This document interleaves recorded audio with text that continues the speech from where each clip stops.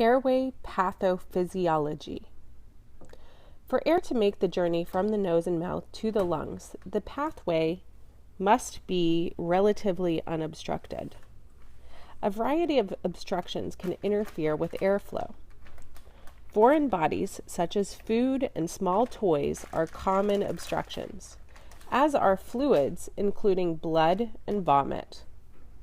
The airway can also be obstructed by the patient himself. A patent airway requires control of the muscles that form the airway.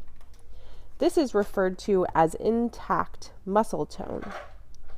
Conditions such as altered mental status and neurologic disorders can result in loss of this muscle tone and lead to collapse of the airway. A common obstruction in a person with a decreased mental status is the tongue, or more precisely, the epiglottis connected to the tongue. This obstruction occurs when a lack of tone causes the tongue to relax and fall back. When it does, the epiglottis falls back and covers the entrance to the trachea. Often people consider this as the tongue obstructing the airway, but in reality, the epiglottis is actually the cause of the obstruction. Airway obstruction can occur acutely, as in choking on a foreign body, or it can occur over time.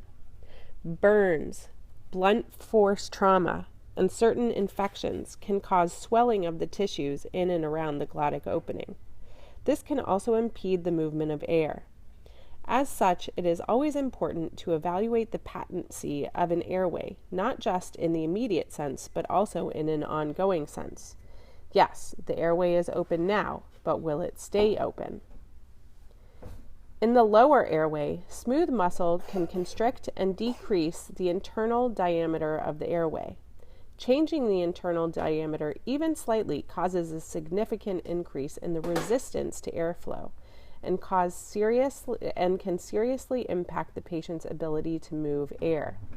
This is commonly referred to as bronchoconstriction or bronchospasm, and is common in diseases such as asthma.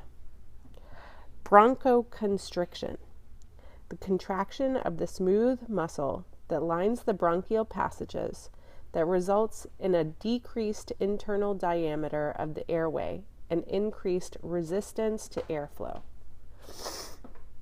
Point of view. I was hissin' and spittin' and smokin', but I know that darn thing saves my life once or twice a month. I have asthma real bad, and as hard as I try to take my meds and do the right thing, it gets away from me. Sometimes it is when I have to run and catch the bus. Other times it is allergy season.